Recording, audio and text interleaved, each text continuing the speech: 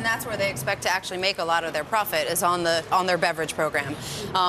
But they're fortunate in a way because the wine industry right now is extremely dynamic. There's an immense amount of absolutely terrific wine available.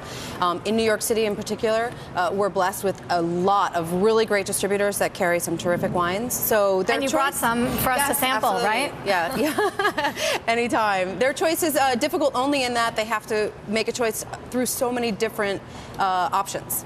Really. Tell us about some of the hot wines that are happening right now during this holiday season. Of course, New Year's Eve. Right. Well, of course, holiday season, you should never be without bubbles. And I know people think that champagne and bubbles in general only for special occasions, but I think all of us in the wine industry and in restaurants and those of us right here as well. Exactly. Are a huge fan of bubbles and want to drink bubbles all the time. So you can find great bubbles at a entry-level price point, under $20, and you can find champagnes that go as high as $500 a bottle that are all What did you bring here?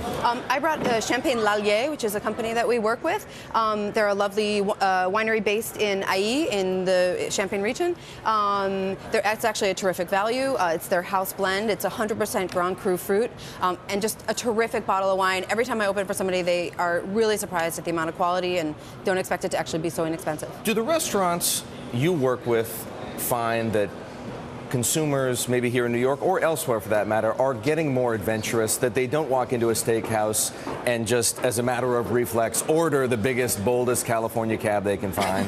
I think there's certainly, an increasing awareness on the part of the consumer, and people are definitely getting more adventurous. Like this would be a great choice to go with the steak. Well, this would certainly be a great choice to go with the steak. And unfortunately, I always hear at steakhouses that they have a hard time selling anything other than California wines. But, eventually people are going to start to get even more adventurous than they are now. Brunello would be outstanding. Barolo would be amazing at a steakhouse.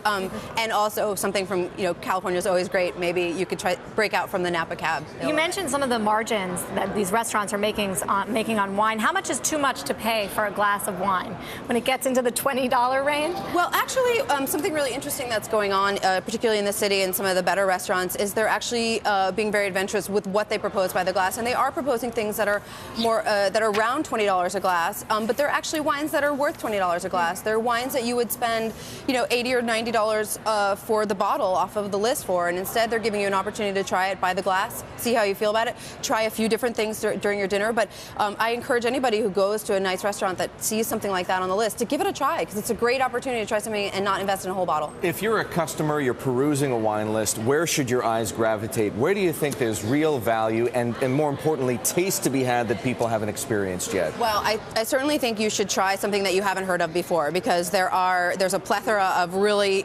interesting, different kind of wines out there, and don't always go for what you know. And again, also, if you're in a good restaurant, rely on your sommelier. These are people that spend a lot of time, working on their lists and learning about the wines that they have, and they're really happy to propose something that you haven't tried before. Thirdly, I would say that depending on the restaurant, depending on their price point, you can, in a trattoria kind of setting or bistro, you can find something in that $60 to $70 range that's going to be an excellent wine. When you're at a place a little higher end, maybe like Marea or Avoce, the $100 to $125 price point is going to offer you really a great value.